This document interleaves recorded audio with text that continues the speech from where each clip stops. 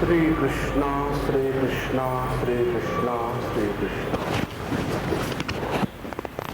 गुरुर्ब्रह्मा गुरुर्विष्णु गुरुर्देवो महेश्वरः गुरु साक्षात् परं ब्रह्म तस्मै श्री गुरवे नमः।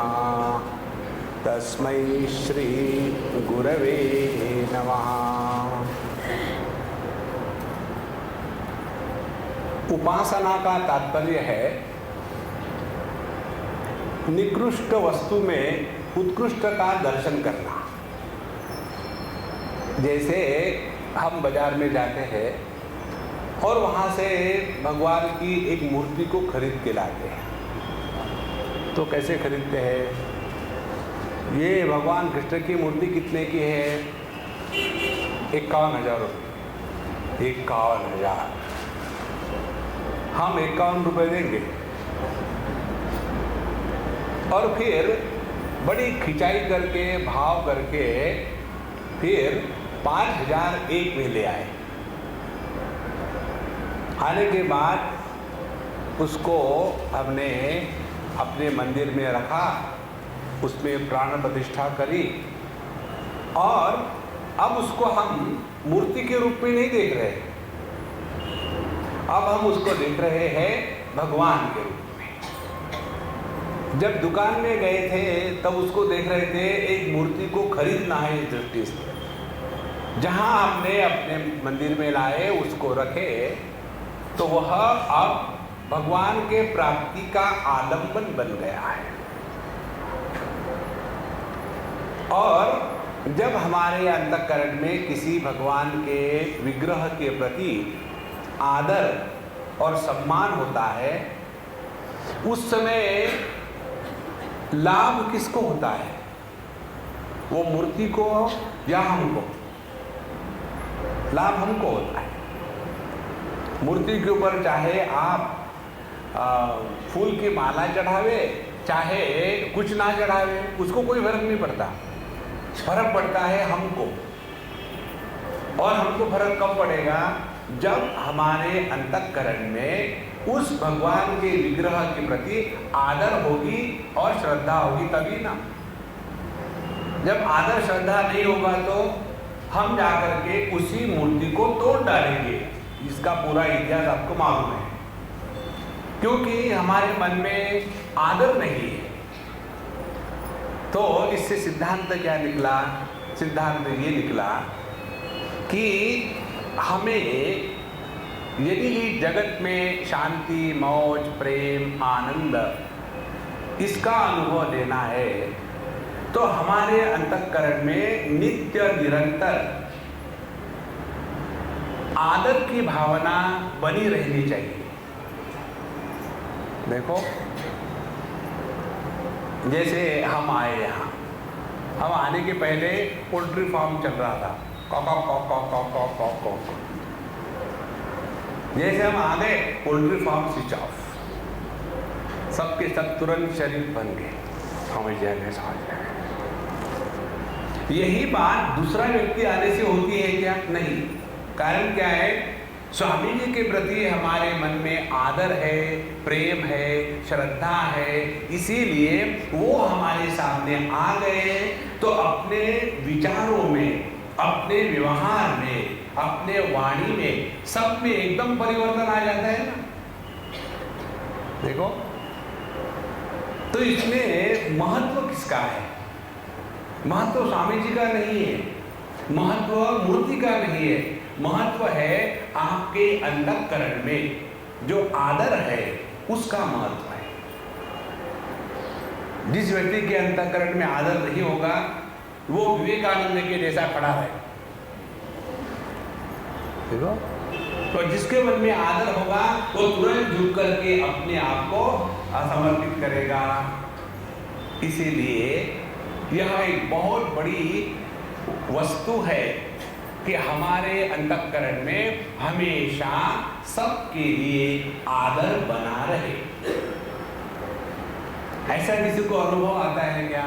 हम गए भगवान के मंदिर में और इतना गुस्सा है, इतना गुस्सा है, नहीं, क्योंकि भगवान के सामने खड़े हो गए, अंतःकरण में आदर की भावना जागृत हो गई, और जहां हृदय में आदर निर्माण होता है वहां आनंद होता है। देखो, इसीलिए हम किसी को आदर देते हैं, तो जिसको आदर देते हैं उसको लाभ नहीं होता, जो आदर दे रहा है उसको लाभ होता है। एक बार की बात है, हम कहीं थे, बद्रीनाथ जा रहे थे, रास्ते में एक स्थान आता है जिसका नाम है रुद्रप्रयाग, और हम लोग बस में जा रहे थे। तो वहां रुके चाय पानी के लिए, हम भी उतरे बस से थोड़ा रिलैक्स होने के लिए, और वहाँ एक पेड़ पत्थर था, पत्थर पर बैठे एक साईं बाबा की पोज में, एक टांग ऊपर एक टांग नीचे बैठे।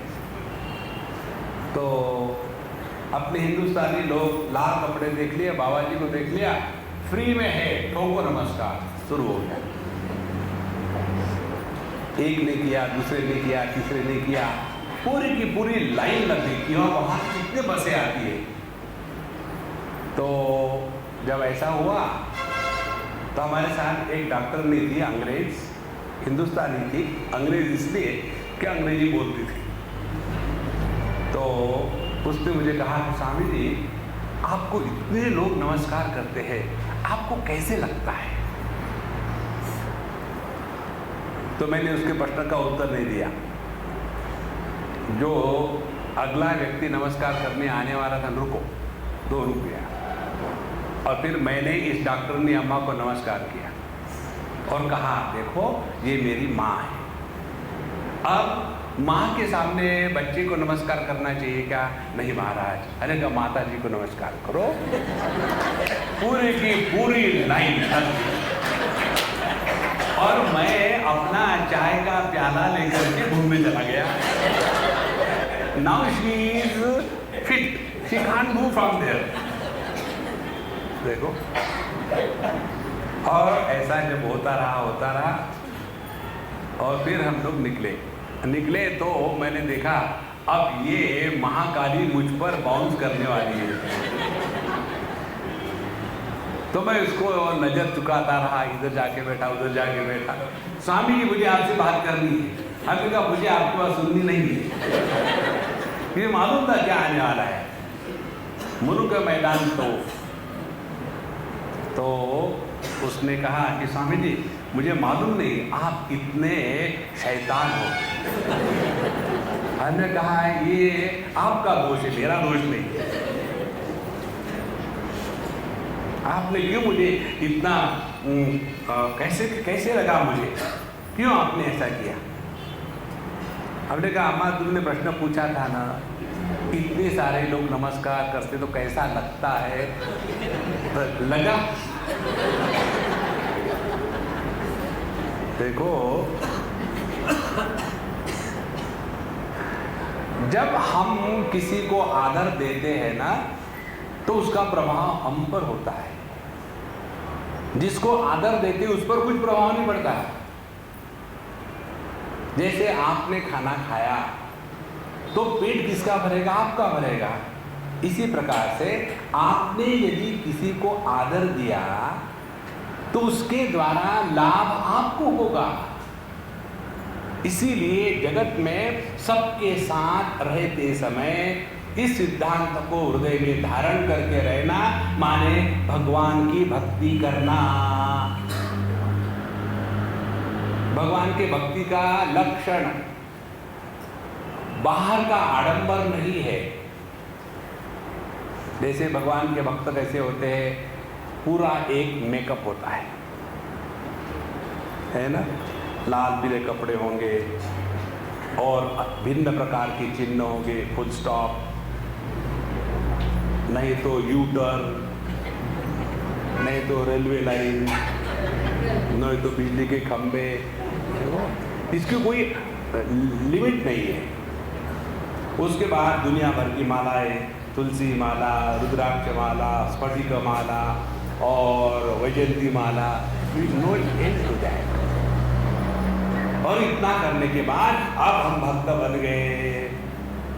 भगवद गीता में कहीं भी भक्त के लक्षणों में इसका वर्णन नहीं है। देखिए, इसका मतलब है हम इसको करें नहीं, हाँ इसको करो, इसके करने में कोई नुकसान नहीं है।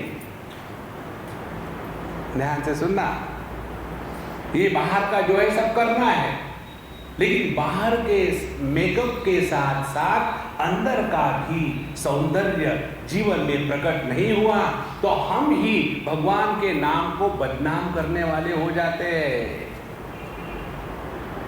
देखो, यदि हम अपने को भगवान के भगत कहे और हमारा व्यवहार ऐसा होवे कि अगला कहे कि भगवान के भगत जो होते हैं ना बड़े खराब होते हैं। एक इसके बारे में आपको बात बताऊं, कलकत्ते की बात है, हम कहीं रहते थे तो वहाँ एक बुढ़ाऊ रहते थे, तमिलियन बुढ़ाऊ, उनके साथ हमको रहना था। उस समय हम जवान थे और हमारे साथ प्राइमरी में कोई लड़का पढ़ता होगा, हमको याद नहीं, उसको कैसे पता चला कि मैं उसका क्लासमेट हूँ और मैं बाबा जी बन गया हूँ, और वो बन गया था मिलिट्री में बड़ा कोई अफसर, कर्नल, ब्रिगेडियर जो भी हो, बड़ा बन गया था। तो वो मुझे मिलने को आया और उसने पूछा ऐसे ऐसे कि हाँ है, बैठो बैठो। और ये बुढ़ाऊ ने जो शुरू कर दिया नॉन स्टॉप उससे बोलना, 2 घंटे तक उसका सर खा लिया। फिर उसने कहा कि मुझे अभी जाना है, मुझे इनसे मिलना था। वो है क्या? हाँ है, I was in the next room, लेकिन मुझे बुलाया नहीं। बोले अच्छा मुझे चलना है अभी, चलो, I have to go for my work. और जब नीचे उतर रहे थे हम स्टेप से तो उसने मुझे पूछा कि तुमने वही पढ़ा है क्या जिस बुढ़ाऊ ने पढ़ा था? बोला हाँ। बोले मैं कसम खाता हूँ मैं कभी वेदांत का अध्ययन नहीं करूँगा। देखो,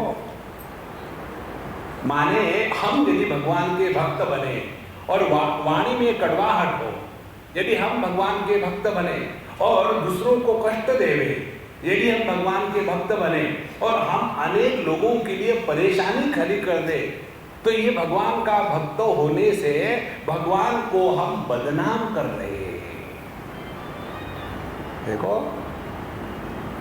इसीलिए भगवान अपने भक्तों के बारे में भगवद गीता में बताते हैं अनेक बातें, उसमें से एक बात हमको बहुत पसंद है। कहते हैं यस्मान्नो द्विजते लोकः लोकान्नो द्विजते च यः हर्षामर्ष भयोद्वेगैः मुक्तः यस्य च मे प्रियः। जिसके कारण किसी को भी विक्षेप नहीं होते और जो किसी के कारण विक्षेपित नहीं होता, कारण क्या है? उसके हृदय में सबके प्रति आदर है, प्रेम है, सम्मान है। ऐसा मेरा जो भक्त है उसको मैं प्यार करता हूं, वो मेरा प्यारा होता है। अब देखो, भगवद गीता में 700 श्लोक है। किसी भी एक श्लोक में आप देखो, कहीं नहीं मिलेगा कि भगवान के भक्त का मेकअप क्या होता है। हमको निर्माण करना है अपने हृदय का, भक्ति के द्वारा बाहर के जगत में व्यवहार करते समय अपने हृदय का निर्माण यदि नहीं हुआ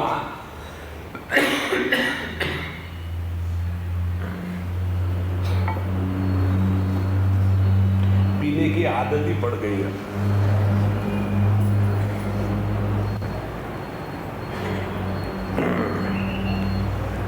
यदि हमारे हृदय का निर्माण नहीं हुआ तो हमने भक्ति का केवल मजाक उड़ाया है।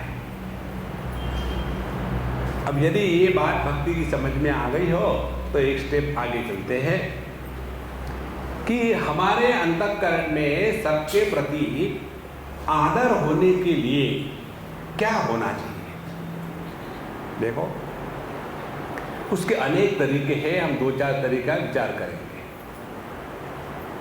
जब हम किसी में कोई श्रेष्ठता देखते हैं, कोई बड़ी वस्तु देखते हैं, तो उसके प्रति हमारे मन में आदर होता है।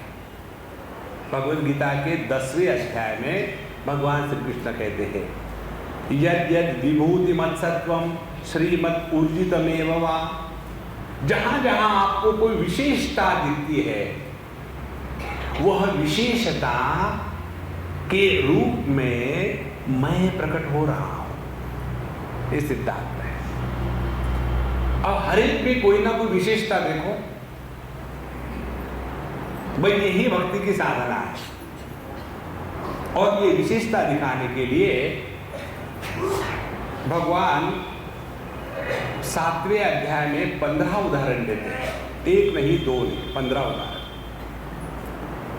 शुरू करते हैं, रसो हमप्सु कौन्तेय प्रभास्मि शशिसूर्ययोः प्रणवः सर्ववेदेषु शब्दखे पौरुषं नृषु पुण्यो गंध पृथिव्यां च तेजश्चास्मि विभावसौ जीवनं सर्वभूतेषु तपश्चास्मि तपस्विषु। ऐसा करके वो 15 उदाहरण देते हैं। और है 2-4 आगे श्लोक।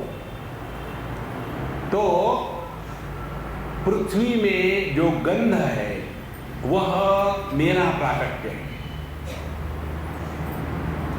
सूर्य में जो तेज है वो मेरा प्राकट्य है, प्राणियों में जो जीवन है वो मेरा प्राकट्य है, वेदों में जो ओम है प्रणवः सर्ववेदेषु वह मेरा प्राकट्य है, शब्दखे आकाश में जो भी शब्द है वह मैं हूं। इस प्रकार से भगवान ने हमको ट्रेनिंग दिया है।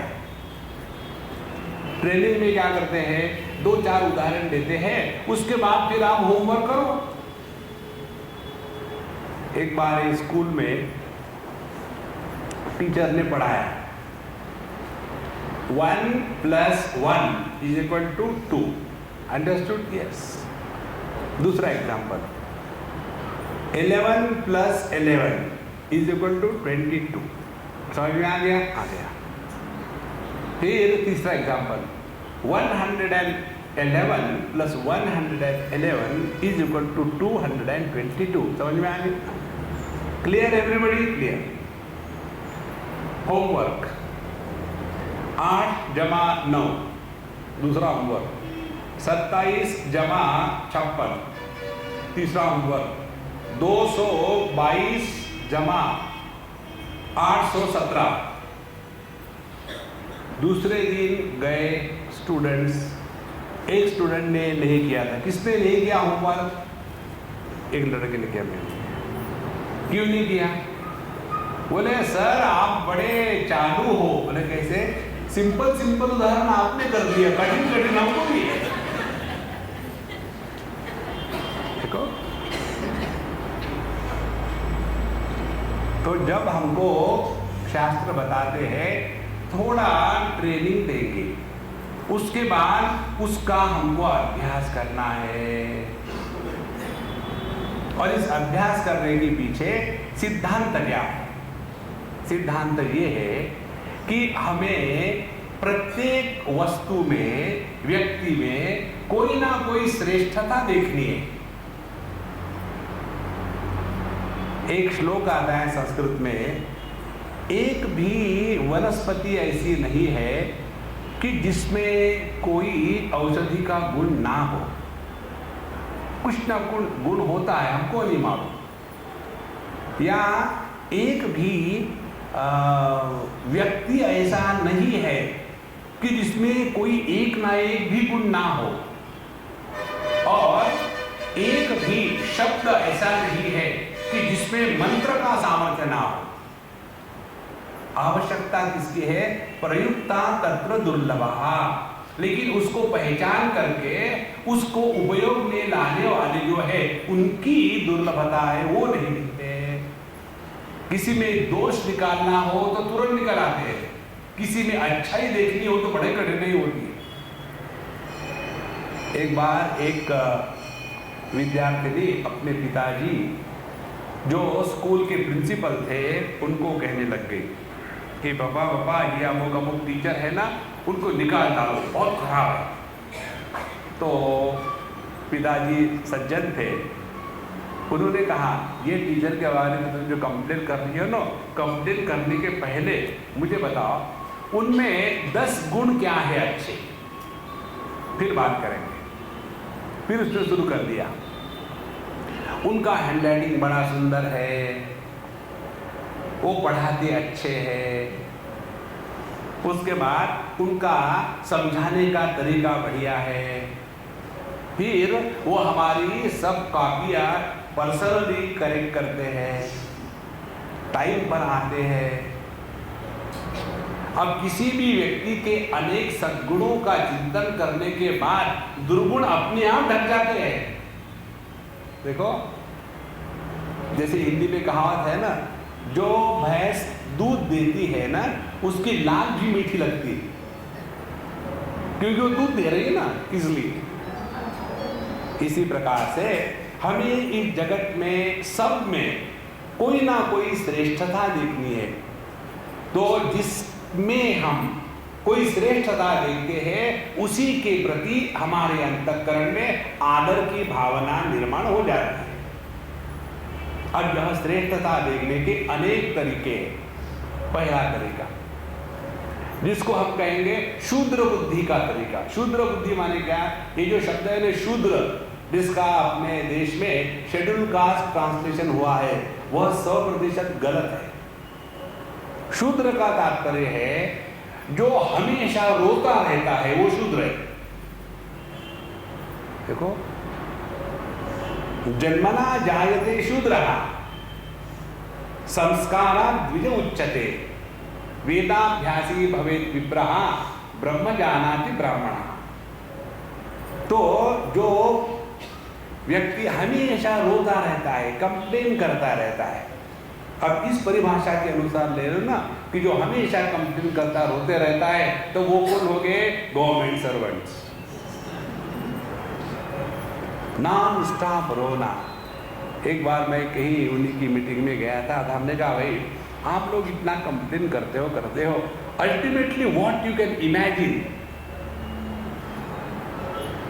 On days holidays and every day a pay day, is it? कब तक कंप्लेन करेंगे? जीवन की समस्या कंप्लेन करने से हल नहीं होती। तो जो शूद्र बुद्धि वाले हैं उनके लिए ये साधना है। कौन सी साधना? कोई भी व्यक्ति हमसे उम्र में बड़ा हो तो वह आदरणीय होता है। देखो कितनी सहज परिभाषा है। शूद्र माने जो देहात्म भाव से जीता है वो शूद्र। तो कोई भी व्यक्ति हमसे बड़ा हो उम्र में, उसके प्रति यदि आदर करना, ये सिद्धांत हृदय में रख लिया है ना, तो आपके घर में रहने वाला जो नौकर है उसके प्रति भी आपके मन में प्रेम होगा, आदर होगा, सम्मान होगा। देखो दूसरी महत्व की बात, जब आप किसी को आदर देते हो ना, तो आपके मुख से अपशब्द कभी नहीं निकलेगा। आप कभी किसी को ऐसा कह सकते क्या, महात्मा जी ऐसी एक लगाऊंगा कि नहीं? You cannot say like that. देखो, इसीलिए पहली पद्धति, टेक्निक जिसके द्वारा हम किसी के प्रति आदर प्रकट कर सकते हैं, ये टेक्निक है। कोई भी व्यक्ति हमसे उम्र में बड़ा हो, आदरणीय है। अब देखो, एक हमारे मित्र है, उनके घर में वो और उनकी पत्नी दोनों ही जवान हैं और 4 या 6 बुढ़ाऊ है। तो उसके माँ बाप और उस माँ बाप के जो भाई बहन ऐसे मिला करके 4-6 लोग बूढ़े हैं उनके घर में, और ये पति पत्नी दोनों जवान हैं, एक छोटा सा बच्चा है। तो एक दिन ऐसी बात हुई कि हमने खाना खाया, निकले, तो उसने कहा कि स्वामी जी हम लोग टैक्सी से चले जाएंगे ना। ठीक, टैक्सी से जाएंगे। नहीं, स्वामी जी को टैक्सी कैसे ले जाएंगे, कार में ले जाओ। तो उन्होंने चाबी ली, बोले चलो स्वामी जी कार से जाते हैं। तो हमने कहा नहीं टैक्सी से जाएंगे, कोई आपत्ति नहीं। बोले स्वामी जी नहीं, अब मम्मी ने कहा है ना कार में जाओ तो कार में जाएंगे। सिर्फ परेशानी ये है कि अपने घर से मैंने कार पार्क करी है 1 किलोमीटर दूरी पर, क्योंकि जगह ही नहीं पार्किंग के लिए। तो वहां तक पैदल जाएंगे और फिर वहां से आपके घर जाएंगे। बोले यदि मैं उनको समझाता ना कि यहाँ से टैक्सी लेकर के स्वामी जी के यहाँ पहुँचना आसान है, लेकिन ये जो बूढ़े लोग होते हैं ना, ये किसी के सुनते ही नहीं, अपनी ही करेंगे। तो बोले फिर मैंने अपने जीवन में ये निर्णय ले लिया है कि इनके साथ किसी भी प्रकार की आर्ग्यूमेंट नहीं करना। ये कहेंगे ये जो खंभा है ना इसके ऊपर चढ़ो, तो मैं चढ़ने लग जाता हूँ। और इससे ये फायदा हुआ कि मुझे अपने घर के बड़ों को लेकर के कोई भी विक्षेप नहीं होता, क्योंकि मन में मैंने स्वीकार कर लिया है कि एक पर्टिकुलर उम्र होने के पश्चात व्यक्ति बदल नहीं सकता। देखो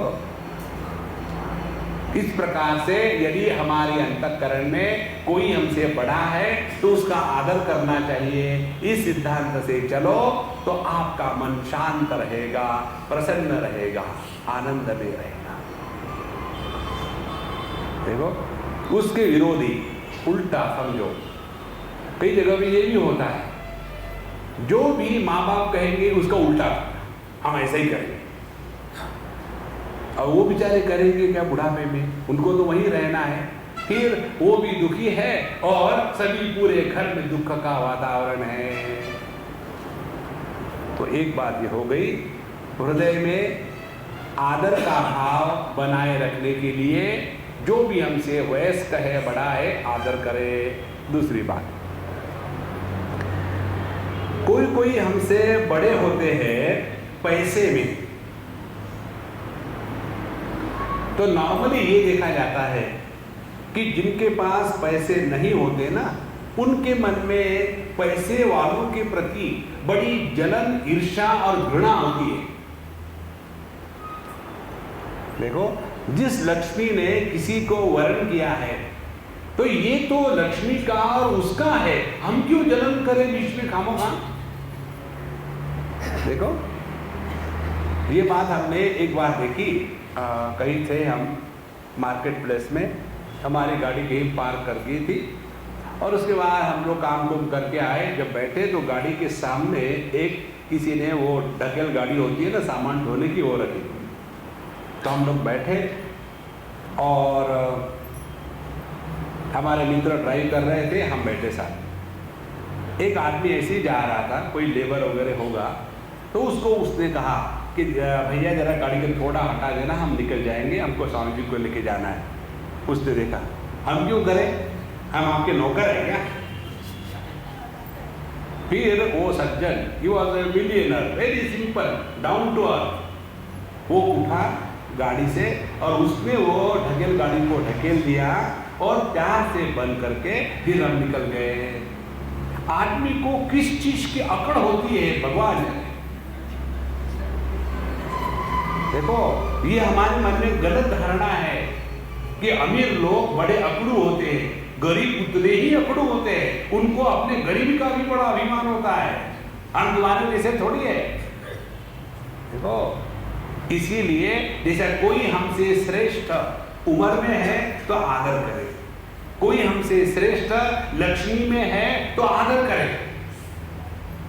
किसी का भी अनादर करने का हमको कोई अधिकार नहीं। देखो इसके बारे में एक बात बताओ मैं, एक हमारे मित्र, एक थे बंगाली और एक थे मारवाड़ी, दोनों साथ साथ पढ़े थे बंगाल में। और हम हमारे जो मित्र थे मारवाड़ी मित्र, उनका एक बहुत बड़ा टी गार्डन था, वहाँ हम लोग गए, दार्जिलिंग जब जा रहे थे तब की बात है। तो इस मित्र को भी बुला लिया था, हम लोग बैठे खाना वाना खा रहे थे और उनके मित्र ने कहा कि स्वामी जी आप बताओ, आपके ये भगवान ऐसा भेदभाव क्यों करते हैं? न क्या हो गया? पर देखो हम दोनों साथ साथ पढ़े हैं, यही पढ़े हैं, एक ही स्कूल में, सब कुछ साथ साथ किया। अब मैं बन गया हूँ कॉलेज का प्रोफेसर और ये बन गए अपने बिजनेसमैन, इंडस्ट्री जो भी है इनका है, गार्डन वगैरह सब इनका है। अब देखो भगवान की कैसी विचित्र बात है, हमको कुछ नहीं मिलता, इसको इतना पैसा मिलता है। तो मैंने कहा टी गार्डन वाले से, महात्मा जी बताओ आपको क्या कहना है? बोले स्वामी जी आप उसको पूछो, दोनों सामने बैठे थे मेरे। स्वामी जी मेरे दोस्त को पूछो, ये हफ्ते में कितने घंटे काम करता है? तो उसने कहा मुझे एक हफ्ते में 5 पीरियड होते हैं क्लास लेने के, और 5 पीरियड को सिखाने के लिए कितने घंटे की तैयारी करनी पड़ती है? कुछ नहीं, पहले 1, 2, 4 साल होता है, बाकी वही नोट्स डिक्टेट करना है, अभी कुछ नहीं करना है। और तनख्वाह कितनी मिलती है? 30,000। बहुत बढ़िया। और बोले अब मेरी बात सुनो, मैं खाना खाता हूँ तो बिजनेस लंच, मैं ट्रैवल करता हूँ तो बिजनेस ट्रैवल, मैं मीटिंग में जाता हूँ तो बिजनेस मीटिंग, मैं हॉलिडे में जाता हूँ तो बिजनेस हॉलिडे। मेरे जीवन के 24 आवर्स में काम करता हूँ। अब जो आदमी 1 घंटा भी काम न करे पूरे हफ्ते में और उसको 30,000 मिलते हैं, और मैं 24 घंटे काम करता हूँ और मुझे करोड़ों मिलते हैं, तो भगवान के घर में अंधेरा कहाँ है? तो मैंने प्रोफेसर साहब से कहा, प्रोफेसर साहब अब आपकी बारी है, आप बोलो। देखो किसी के पास पैसा इत्यादि है तो हमें जलन नहीं कभी होनी चाहिए, उनके प्रति आदर हो, सम्मान हो, प्रेम हो। दूसरा इसका उदाहरण बताओ, ये हुआ था पंजाब में, हरियाणा में। हम जिनके यहाँ रहते थे वो फर्स्ट मिनिस्ट्री में होम मिनिस्टर थे, सेंट्रल के, और उनके यहाँ हम रहते थे। तो लेक्चर को गए तो उनकी गाड़ी आती थी, हम सब लोग बैठते थे, लेक्चर हो गया। एक सज्जन ने लेक्चर के बाद कहा, आप तो अमीरों के यहाँ जाने वाले बाबा जी हो, हमारे गरीब के यहाँ कौन आएगा? हमने कहा ऐसे नहीं प्रभु, चलते आपके यहाँ चलते, अभी चलते, चलो। अभी कैसे चलेंगे? तुम जैसे नहीं चलो, बोले गाड़ी नहीं है ना, पैदल चलते हैं, नहीं तो रिक्शा ले लो। और हम उसको लेकर के रिक्शा में बैठे, उनके घर पहुंचे, और छोटा सा घर, बैठने की जगह नहीं, छोटा। और हमने कहा देखो हमारे पास 5-10 लोग हैं, सन्यासी के साथ कमंडलू तो होता ही है, ये सब कमंडलू है मेरे।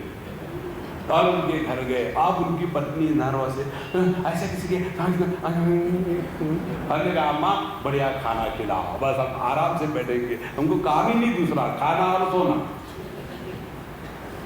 बोले स्वामी जी ये तो बड़ा मुश्किल हो रहा। हमने कहा देखो तुमने तो कहा था ना कि हम केवल अमीरों के यहाँ जाते हैं, अपने मन से घृणा को निकाल डालो बाबा।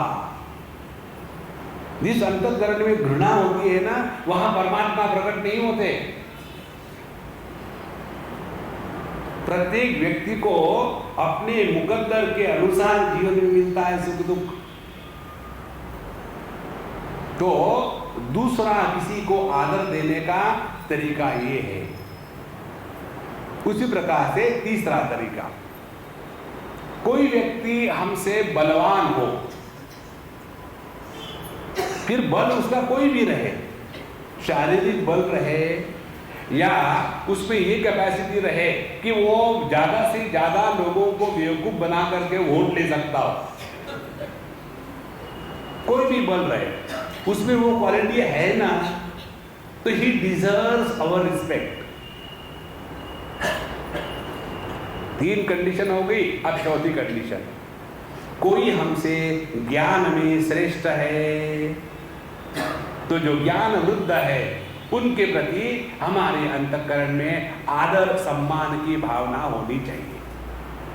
अब ये 4 चीजों को यदि जीवन में उतार ले तो आप देखेंगे इस जगत में आपको कोई ना कोई बहाना, मौका मिल जाएगा कि जिसके कारण आप सभी का किसी ना किसी बहाने आदर सम्मान कर पाओगे। और जहां हमारे अंतःकरण में आदर और सम्मान प्रकट हो गया, वहां हमारे अंतःकरण में एकदम शांति, और जहां शांति है वही आनंद है। अशांतस्य कुतः सुखम। जो व्यक्ति अपने अंतःकरण में बहुत अशांत है, उसको कभी आनंद का अनुभव नहीं आ सकता। इस प्रकार से जब हम जगत में जीते हैं तो जीते समय यहां ध्यान रखना है कि जगत में किसी के भी साथ व्यवहार करते हैं तो उसमें आदर की भावना होवे, और फिर ये आदर की भावना एक बार हृदय में जागृत हो गई ना, तो हम इस आदर के भाव से ही सबके साथ और सभी वस्तुओं के साथ व्यवहार करेंगे। एक उदाहरण बताऊं। एक सज्जन, ऐसे सत्संग चल रहा था एक कमरे में बैठ करके, वृंदावन की बात है। तो एक सज्जन अपने आए, धड़ाल से दरवाजे को धक्का लगा दिया, ऐसे ही जूते फेंक दिए, सबको लताड़ते लताड़ते महात्मा जी के पास आ गए और अपना सर उनके पैरों पर पटका। भगत बोले महाराज जी उपदेश करो। बोले उठो। उठ गए। बोले वापस जाओ, पहले उस दरवाजे को जो तुमने धक्का मारा था ना, उसको नमस्कार करके माफी मांगो, और तुमने जो जूते को उल्टा सीधा फेंक दिया था उनको ठीक रखो एक साइड में और उनको नमस्कार करो, और फिर जितने को तुम लताड़ते आए हो उन सबके चरण छुओ और फिर मेरे पास आना। देखो, सबके प्रति यदि आदर का भाव होगा ना तो हमसे कभी भी दुर्व्यवहार नहीं होगा। अभी देखो कितनी छोटी सी बात है, कितने घरों में जाके देखो, चप्पल जूते कहाँ पड़े रहते हैं, कपड़े कहाँ पड़े रहते हैं, बाथरूम के बर्तन कहाँ पड़े रहते हैं। इन छोटी छोटी बातों में बहुत बड़ी बात छिपी हुई है। देखो, हम कहाँ थे, एक जगह गए थे। ये बात हमको अंग्रेजों में बहुत अच्छी लगती है। जैसे हम जब यूरोप में जाते हैं, वहाँ तो नौकर चाकर किसी के घर में होते नहीं, तो शाम को खाना वाना खा लिया, खाने के बाद सोने के पहले सभी का सभी किचन बर्तन साफ हो करके उनको कपड़े से पोंछ करके अपने अपने स्थान पर जाएंगे, और किचन इतना क्लीन और नीट कि वहाँ कुछ है ही नहीं। अपने हिंदुस्तानी किचन देखो, पूरा किचन में जैसे कि अभी अभी युद्ध हुआ है, हिरोशिमा का बम पड़ा है, और फिर दूसरे दिन जब तक के वो काम वाली नहीं आती तो ये घर वाली वहाँ बिल्कुल मातम बनाती है। देखो जी अभी तक वो नहीं आई, आप ही धो दो ना। देखो, थोड़ा तो जीवन में एकदम सुंदरता आनी चाहिए। ऐसा करते करते करते करते हमको एक स्वभाव बन जाता है कि किसी भी वस्तु के साथ जो भी व्यवहार करना हो बड़ा प्रेम से, आदर से, सम्मान से करना है। छोटी सी बात, कार में बैठने के बाद दरवाजा, अरे बाप रे, जैसे उस कार ने पाप किया है कोई। अरे तो जब ये आदर की, सम्मान की भावना हृदय में बढ़ती जाएगी ना, तो आप देखेंगे धीरे धीरे आप किसी भी परिस्थिति में विक्षेप को प्राप्त नहीं होंगे। और ऐसा जो व्यक्ति है, इसके बारे में भगवान श्री कृष्ण कहते हैं,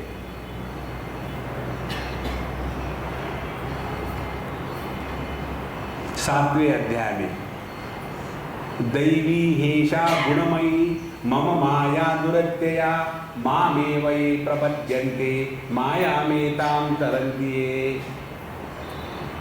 ये जो जगत है ना, ये जगत क्या है? भगवान की माया है। माया माने क्या? जो हम अपने इंद्रियों से जगत का दर्शन करते हैं उस दर्शन को भगवान की माया कहते हैं।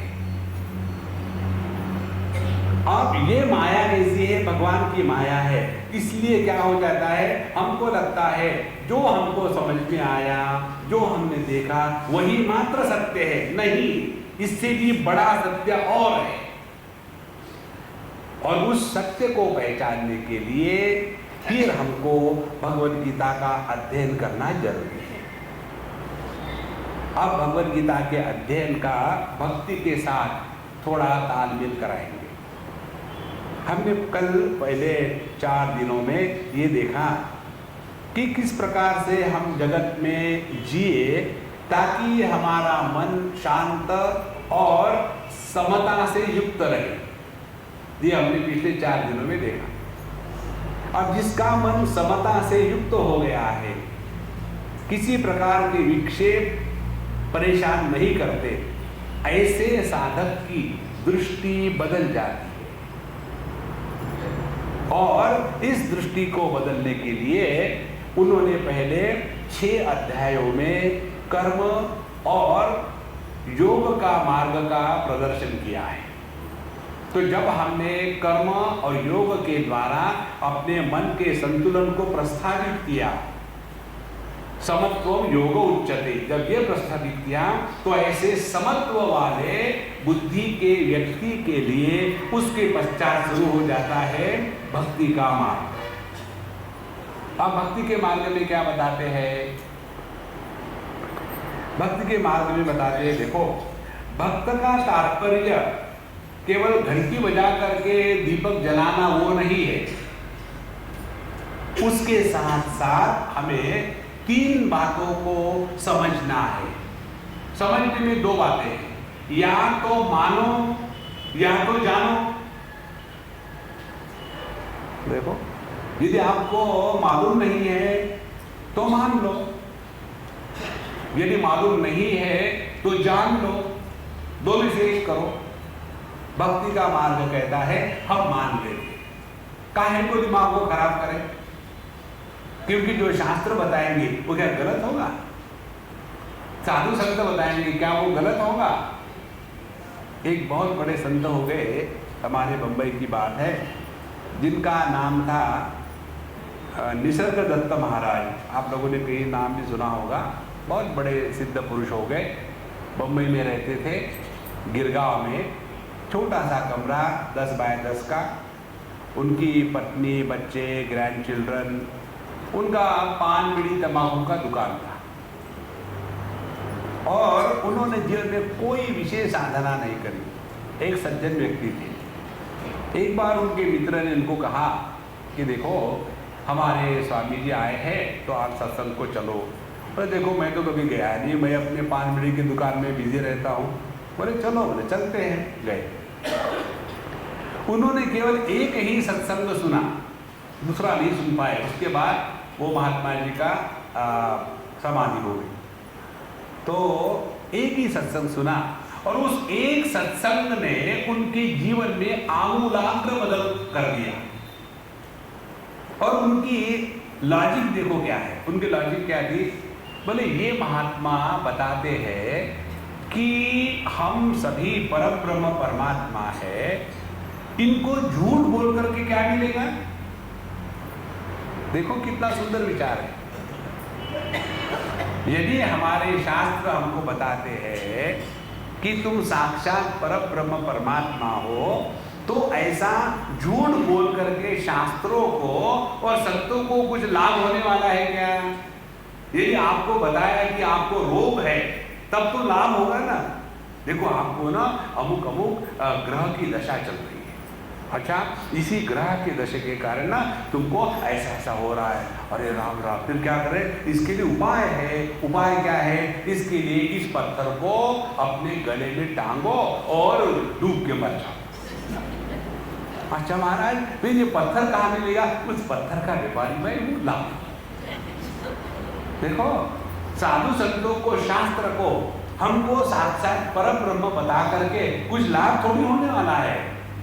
बोले यदि उन्होंने बताया है, भले हमको समझ में न आवे, भले हमारा अनुभव वैसा न होवे, फिर भी यही सत्य हो सकता है। और उसके पश्चात उन्होंने जैसा जैसा बताया वैसी साधना प्रारंभ करी। तो उन्होंने साधना में बताया था कि देखो, रोज रात को सोने के पश्चात जब उठ जाते हो सुबह, तो कुछ मत बनो, अपने स्थान पर बैठ करके शांत होकर के बैठे रहो। और जैसे आप कुछ बनोगे, विचार प्रारंभ होगी। तो साधना यही करनी है। और बस उसमें लग गए। रात को जैसे नींद खुली, बाथरूम के लिए गए, वापस आए। जब हम सो रहे थे तब हम बोलते नोबडी, वेरी गुड। बाथरूम को जाके आए, अब कौन है? नोबडी। तो बैठो नोबडी। और धीरे धीरे इनका अभ्यास चलता रहा। जितने ज्यादा समय तक हम नोबडी के रूप में जी सकते हैं, उतने हम परमात्मा के साथ ट्यून करके बैठे हैं। देखो, एक बार हमारे कन्हैयालाल को यशोदा मैया ने पकड़ा कि तुमने मिट्टी खाई है।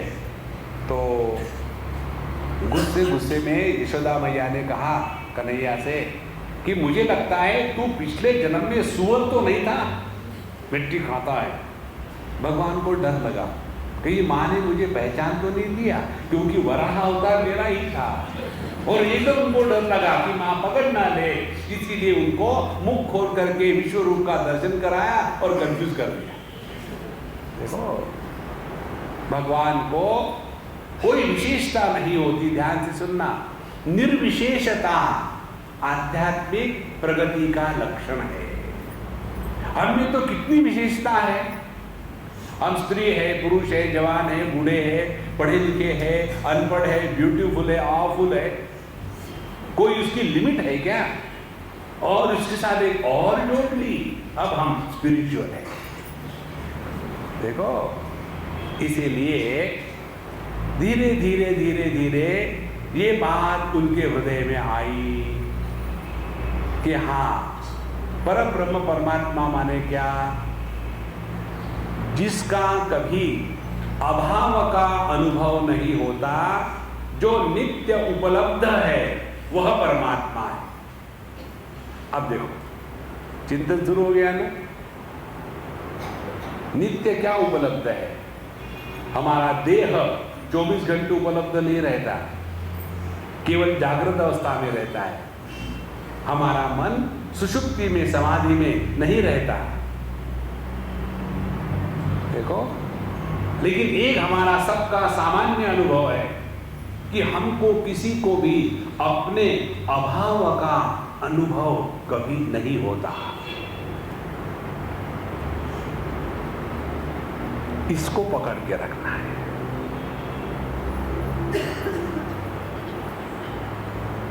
यदि इस प्रकार से चले तो हम भगवान के भक्त हैं। या तो मान लो, नहीं तो जान लो। जानना क्या है? भगवान कहते हैं इस दुनिया में 3 बातें जानने जैसी है। पहले कहते हैं भूमिरापो नलो वायु खम मनो बुद्धिरेव च अहंकार इति यम्मे भिन्ना प्रकृतिरष्टधा। पंच महाभूत और मन बुद्धि अहंकार, ये 8 को मिला करके मेरी अपरा प्रकृति बनती है। और इस अपरा प्रकृति को जीवन प्रदान करने वाली मेरी परा प्रकृति है। कौन सी परा प्रकृति है? जीवभूता परा प्रकृति।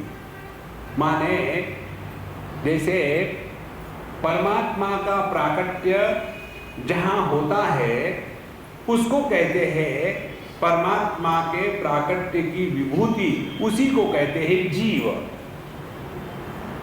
जैसे देखो, जिंदा आदमी और मुर्दा आदमी दोनों में परमात्मा ठसाठस भरा हुआ है। परमात्मा का अभाव मुर्दे में भी नहीं होता। यदि हम ऐसा विचार करेंगे परमात्मा मुर्दे में नहीं है तो परमात्मा डरपोक है। फिर जिंदे में और मुर्दे में क्या फर्क है? यही फर्क है। एक देह ऐसा है कि जिसमें परमात्मा का प्राकट्य जीवन के रूप में हो सकता है, और दूसरा देह ऐसा है जिसमें परमात्मा का प्राकट्य देह के रूप में नहीं हो सकता। देखो, तो जिस देह में परमात्मा का प्राकट्य जीवन के रूप में हो सकता है, उस जीवन को कहते हैं जीवभूता प्रकृति। तो ये मेरी परा प्रकृति है। अब ये होने के पश्चात आगे कहते हैं कि ये जो जीव और जगत है, इन दोनों को ठीक प्रकार से संभाल के रखने वाली मेरी तीसरी विभूति है, जिसको कहते हैं ईश्वर। अब इसको समझने के लिए आजकल क्रिकेट का मौसम चल रहा है ना, उससे समझ लो। क्रिकेट के मैदान पर तीन बातें होती है। एक तो होती है बैटिंग करने वाली टीम, एक होती है फील्डिंग करने वाली टीम, और एक होता है अंपायर। यदि बैटिंग वाले टीम ने वॉक ओवर दे दिया कि भैया हम तो हार गए, हम नहीं खेलना चाहते, क्यों कि बड़े मुश्किल से 2-2 रन बन के आउट हो रहे थे, छोड़ो हम नहीं खेलेंगे, वैसे ही वॉक ओवर दे देंगे। यदि एक टीम ने वॉक ओवर दे दिया तो जो दूसरी टीम है उसका उस ग्राउंड पर रहने का कोई तात्पर्य है क्या? वो नहीं रह सकती। ये दोनों टीमें यदि ग्राउंड पर से चली गई तो अंपायर क्या करेगा? मुंह पर दिखाएगा, वो भी चला जाएगा। माने team number 1 batting team, team number 2 fielding team और तीसरा अंपायर, इन तीनों का अस्तित्व एक दूसरे की सापेक्षता में है। एक चला गया तो दूसरे 2 गायब। Is it not? जैसे ये कैमरे के स्टैंड है, इसको 3 पहिए है, इसमें एक पैर को मैंने पकड़ के खींचा तो दूसरे 2 पैर अपने आप आ जाएंगे ना, क्योंकि एक दूसरे से जुड़े हुए हैं। इसी प्रकार से ये 3 पत्ती का खेल है, जीव, जगत और ईश्वर। अनुभूति के क्षेत्र को जगत कहते हैं, अनुभव करने वाले को जीव कहते हैं, और इन दोनों के संबंध का नियंत्रण करने वाले को ईश्वर कहते हैं। 3 बातें हो गई। जीव जो जगत में अच्छे बुरे अनुभव कर रहा है, जगत जिसके अच्छे बुरे अनुभव आते हैं, और ईश्वर जो इन दोनों को नियंत्रण में रखता है। 3 बातें हो गई। अब इस तीनों में से जगत में संसार नहीं है। पत्थर को वैसा पड़े रहने दो, वहां से उठा करके उसको तोड़ करके गिट्टी बनाओ, या उस पत्थर की मूर्ति बना करके पूजा करो। पत्थर में संसार नहीं है। संसार क्या है? सुख दुख की उपलब्धि, मान अपमान की परेशानी, इन दोनों को मिला करके संसार बनता है, जिसके अंतःकरण में सुख दुख के द्वंद्व के कारण विक्षेप निर्माण नहीं होते, और जो मान अपमान के द्वारा प्रभावित नहीं होता, वो तो साक्षात परमात्मा है। इसीलिए जगत में कहीं भी संसार नहीं है। देखो, ये फूलों की माला चाहे महात्मा को पहनाए, चाहे किसी मुर्दे को पहनाए, इसको कोई फर्क नहीं पड़ता। देखो, फर्क पड़ेगा महात्मा को फूलों की माला की जगह में यदि जूतों की माला पहनाई तो महात्मा जी कहेंगे सेकंड हैंड है कि नए है? नहीं है तो ठीक है, सेकेंड हैंड है तो भी ठीक है। तो संसार जगत के लिए नहीं है, उसके बाद संसार ईश्वर के लिए भी नहीं है। देखो, माने केवल बैट्समैन आउट होता है, बॉलर के भी आउट होता है क्या? बॉलर के भी नहीं आउट होता। और ये जो अंपायर है वो भी कभी आउट नहीं होता।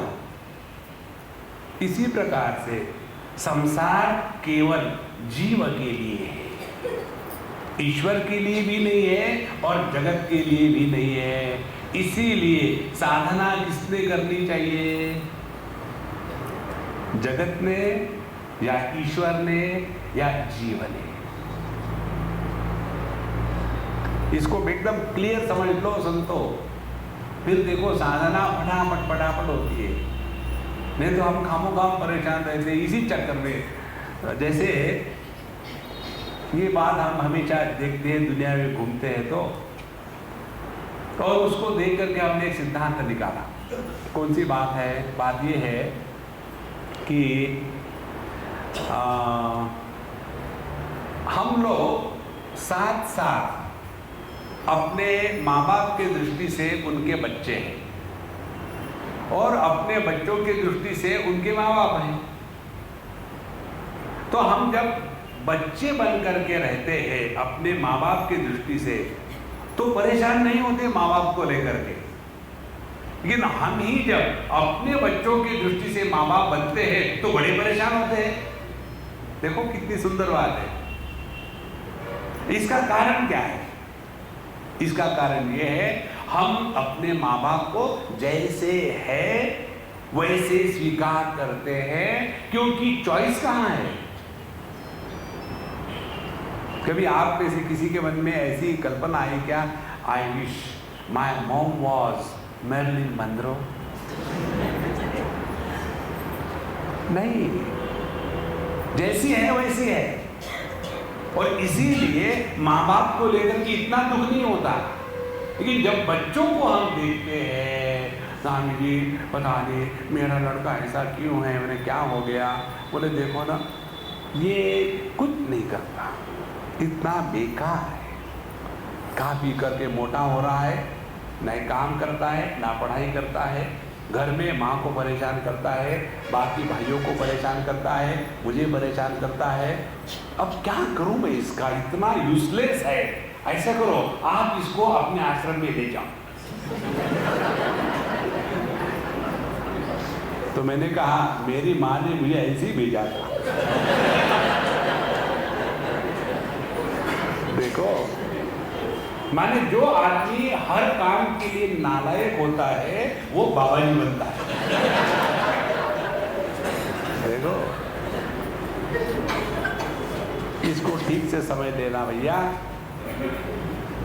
हम दुखी इसलिए होते हैं कि वी possess समथिंग इस दुनिया में, जिसको जिसको हमने अपना करके उसका बोझा सर पर उठाया है ना, वही दुख का कारण बनता है। On the contrary, if we belong we don't suffer. इसके बारे में हम उदाहरण लेंगे। ये बात श्रीलंका में हुई थी बहुत साल पहले की। जिस लड़की ने मुझे ये बात बताई एक जगह, उसको मैं बता रहा हूँ, मैंने नहीं देखी ये बात। सच हो झूठ हो, हमको सिद्धांत समझना है। बोले एक बार हम हमारी सिस्टर बस से कोलंबो कहीं जा रहे थे, श्रीलंका की बात है, और बोले कुछ लोगों ने गन से बस को रोक लिया। सबको कहा अपना अपना सामान लेके नीचे उतर जाओ। तो सब लोग अपना अपना सामान लेके उतर गए और मेरी बहन बेवकूफ एक सूटकेस किसी ने नहीं उठाई थी। तो उसने सोचा किसी कोई भूल गया होगा जल्दी जल्दी में, इसीलिए उस सूटकेस को लेकर के वो नीचे उतरी। लाइन में खड़े हो जाओ, सब लाइन में अपना अपना सामान लेके। अब ये उसको उठा के उतरी थी, उसको लेके खड़ी हो गई। अब उनको पता था सब, और उन्होंने कहा फोन इसको, बोले मेरे पास चाबी नहीं है। तुमने नीचे लाया, तुम्हारी है मेरे नहीं है, नीचे क्यों लाई? बोले मैंने सोचा किसी को होगी, भूल गया होगा। कोई मानेगा इसको? फिर उन्होंने इसको तोड़ा सूटकेस को, उनको जो चाहिए था वो सूटकेस में मिला। फिर उन्होंने उसी बस के टायर निकाल करके, जैसे चूड़ियां बनाते हैं ना लड़कियों को, वैसे उसके ऊपर में टायर की चूड़ियां पहना दी, 4-6 टायर, और उसको जिंदा जलाया। कारण क्या है? जो वस्तु आपकी नहीं है उसको आपने मेरी क्यों कहा? यही बड़ा पाप है।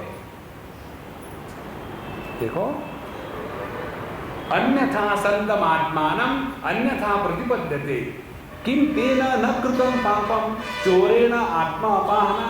वाल्मीकि रामायण कहती है कि हम असल में है सच्चिदानंद परब्रह्म परमात्मा, लेकिन हमने अपने आप को देह मान के रखा है, हमने अपने आप को जीव मान के रखा है। यही तो सबसे बड़ा पाप है। देखो, इसीलिए इस भगवान की लीला में हमको अपनी पोजीशन ठीक समझनी चाहिए। तो हम ना तो जगत है, ना तो हम ईश्वर है। फिर हम कौन है? इस देह में रहने वाले देही है। अब यहां तक यदि हम पहुंच गए अपने विचार की धारा में ठीक से, उसके बाद सवाल आता है कि ये जीव और ईश्वर ये कहां रहते हैं?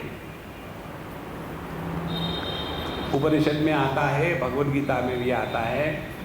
उपनिषद में आता है,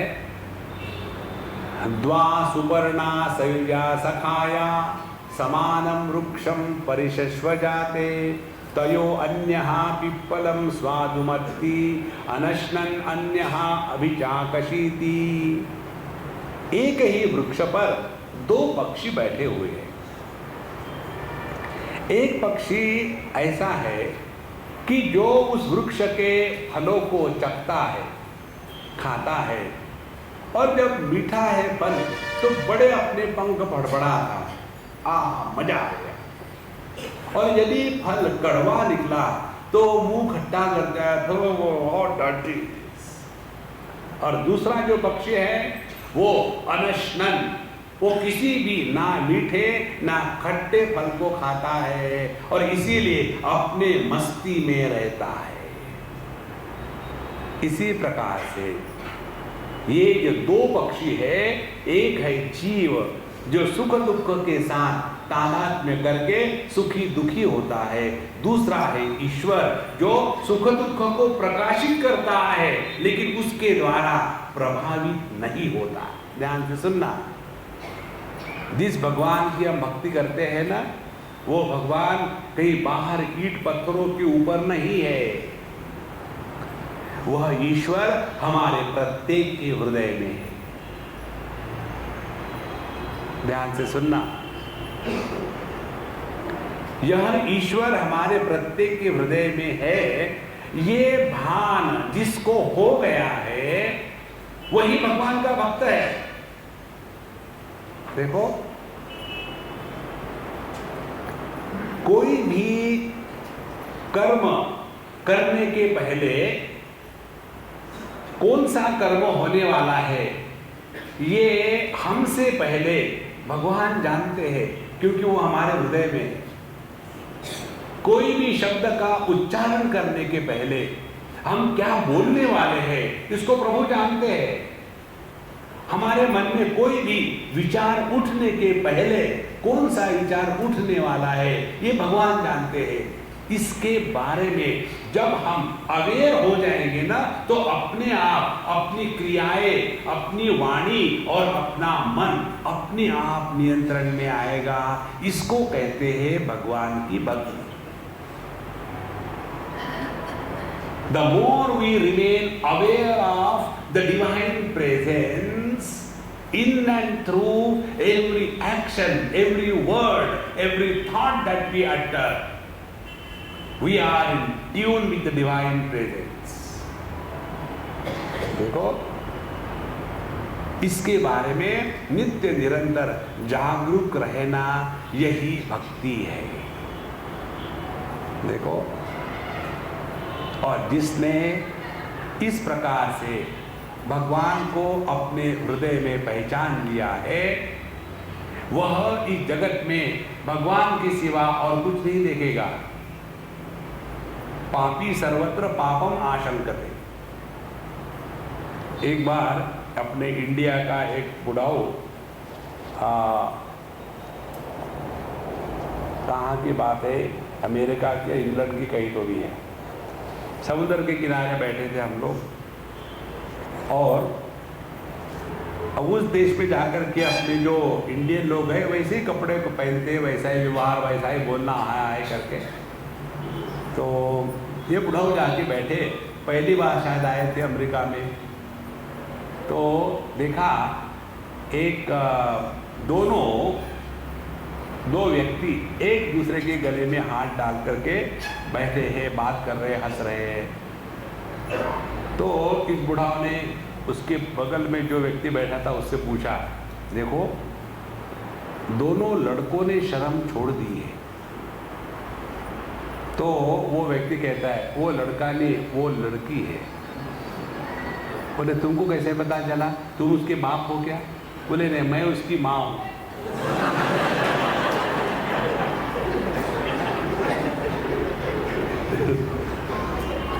माने इस दुनिया में हम वही देखते हैं जो हमने अपने को देखा है। यदि हमने अपने को पैसे के साथ जोड़ा तो दुनिया का विभाजन, क्लासिफिकेशन हम दो भागों में करेंगे। दुनिया में गरीब है, अमीर है। यदि हमने अपना तादात्म्य देह से किया तो हम क्या कहेंगे, दुनिया में स्त्री है, पुरुष है।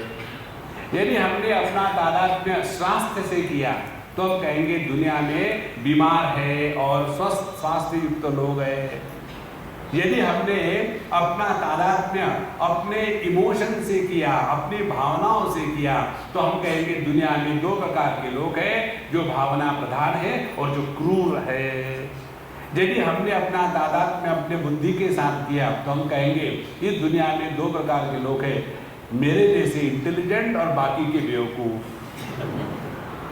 और यदि हमारा तादात्म्य अपने चेतन सत्ता परमात्मा के साथ हुआ तो हमको इस जगत में परमात्मा के सिवा और कुछ नहीं दिखेगा।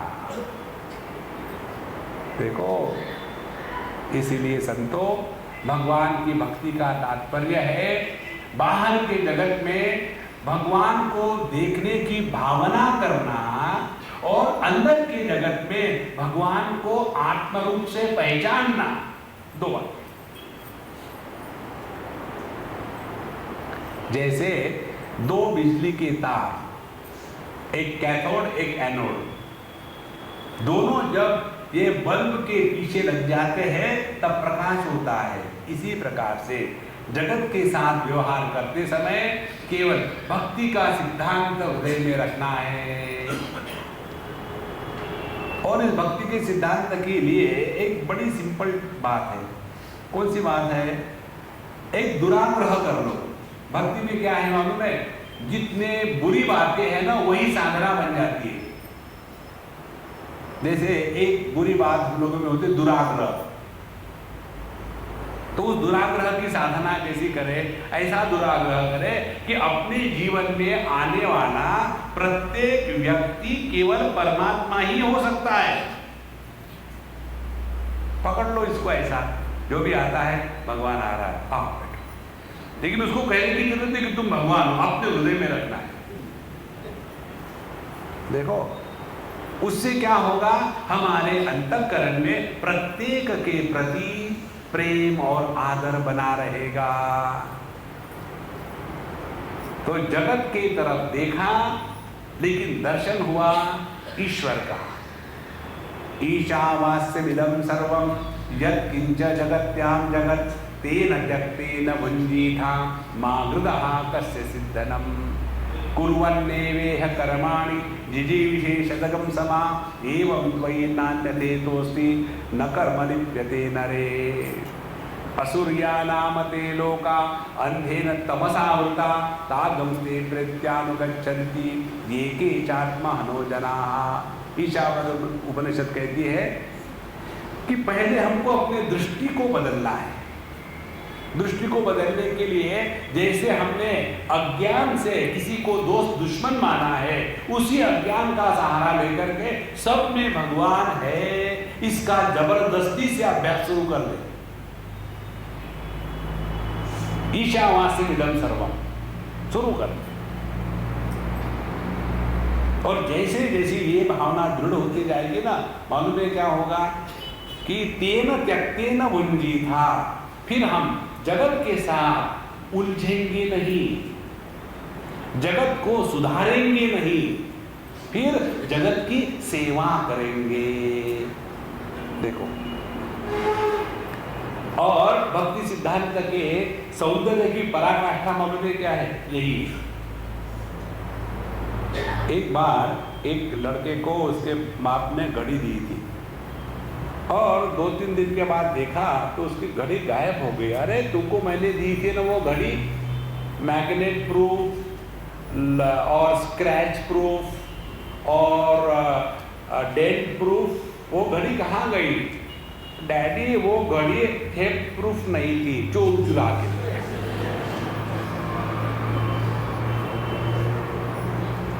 हमारे जीवन में सबसे बड़ा दुख होता है मान अपमान का, सबसे बड़ा दुख होता है। दुख का और कोई कारण नहीं। आजकल के बच्चे बड़ों को आदर ही नहीं करते। बड़ों में है क्या आदर करें? बड़ा होने के लिए हमने कौन सी साधना करी है? नहीं चाहते हुए भी बड़े हो जाते, देखो ना। और वो हमको थोड़ी पता चलता है। पब्लिक पहले बार पूछती है ना, aunty what is the time, don't call me aunty.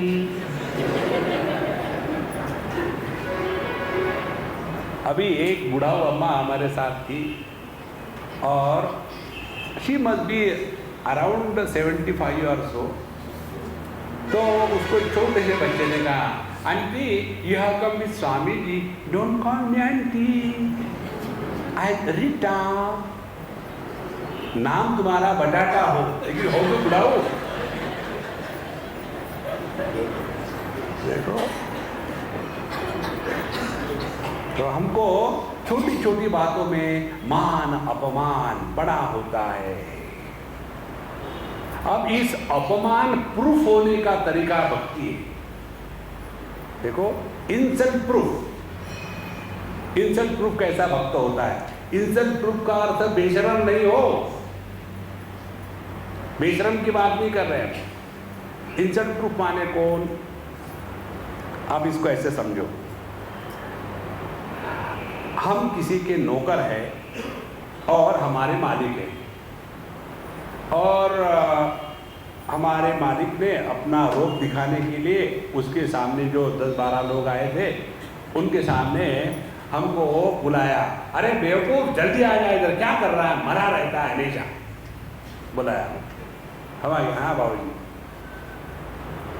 तो जब उस मालिक ने हमको सबके सामने गाली दी तो नौकर का अपमान होता है क्या? नौकर का कभी अपमान नहीं होता। हाँ बाबूजी, जरा सबके लिए पानी ले आओ, मेरे लिए भी ले आना। और समझो मैंने ऐसा कहा, बाबूजी आपने अभी तो पानी लिया था, टैंकर हो गया।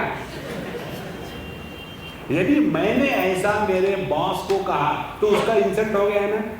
माने मान अपमान किसका होता है? जो अपने आप को बॉस समझता है उसी का मान अपमान होता है। मैं सेवक सचराचर रूप स्वामी भगवंत।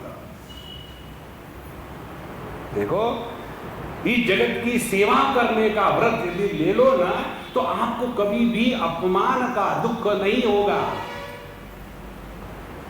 और सेवा करने के लिए चाहिए क्या?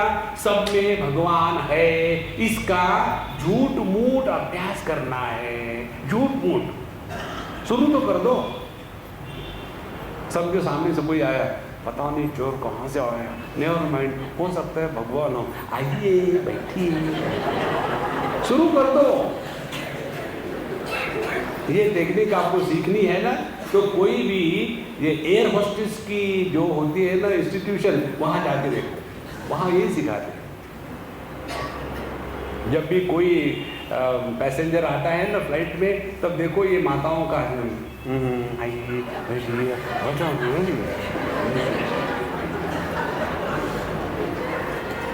धीरे धीरे धीरे अभ्यास करते करते करते सबके प्रति मन में एकदम आदर प्रेम प्रकट हो जाएगा। आपके हृदय में आदर प्रेम प्रकट हो। दूसरी बात, मान अपमान का दुख ना हो।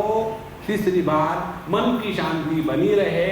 चौथी बात, जीवन बड़ा प्रेम से चले, किसी के साथ कोई कंपटीशन नहीं। भक्त की भगवान के साथ कंपटीशन नहीं होती। भक्त भगवान को इंप्रूव नहीं करना चाहता। देखो, समाज सेवा और भगवान की भक्ति में ये फर्क है। जो समाज सेवा करने वाले हैं ना, उनको क्या होता है, समाज को बदलना है, समाज में बड़ी गंदगी आ गई है और जिसने दुनिया बनाई है उसमें भी शायद कुछ कमी है, इसीलिए उसकी बनाई हुई दुनिया को हमको इंप्रूव करना है। देखो, ये सब विचारों का जो गड़बड़ घोटाला झाला है, इसको ठीक कर लो तो हृदय में भक्ति रानी प्रकट होगी। और जिस हृदय में भक्ति प्रकट हो गई है, उस हृदय में कोई कंप्लेन नहीं। देखो, आपने योग भ्रष्ट शब्द सुना होगा, भगवद गीता के 6वें अध्याय में आता है, शुचीनाम श्रीमताम गेहे योग भ्रष्टो विजायते अथवा योगिनामेव कुले भवति धीमताम। जिसने अपनी योग साधना करते करते बीच में ही लुढ़क गया, योग साधना पूरी नहीं हुई, उसको कहते योग भ्रष्ट, और फिर वो अगले जन्म में जाकर के करेगा योग साधना। लेकिन ऐसा शब्द का प्रयोग भक्त के लिए नहीं है। भक्त कभी गिरता नहीं। मालूम है क्यों? इसीलिए कि वो पहले ही भगवान के चरणों पर गिर चुका है, उसको गिरने का मौका कहाँ है। इस प्रकार से अपने मन को संतुलित रखने के लिए हमारी भगवद गीता का यह भक्ति संगीत है। भक्ति संगीत का अर्थ वो मत कर लेना, आपने ले लिया हाथ में मेरी चुनरी, ताली बजाओ,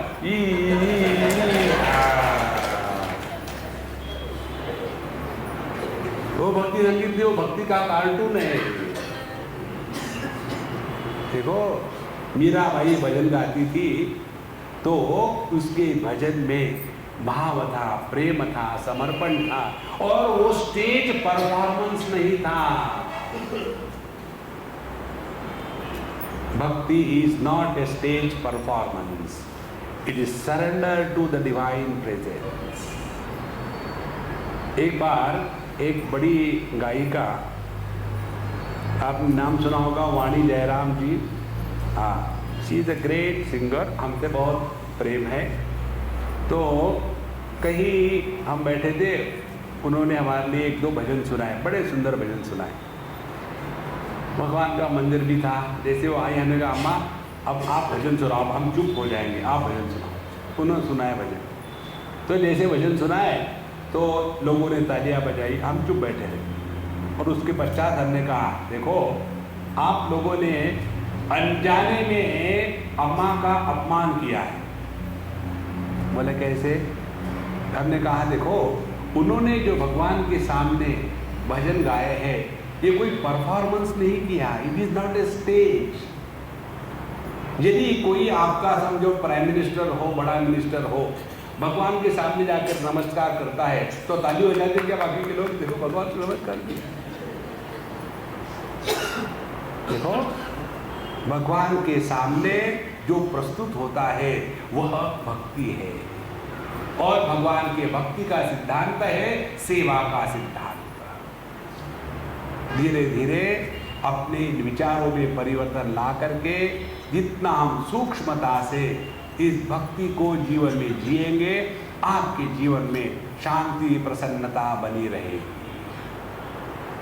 और यही जीवन का लक्ष्य है, यही भक्ति का संगीत है, यही भगवद गीता की देन है।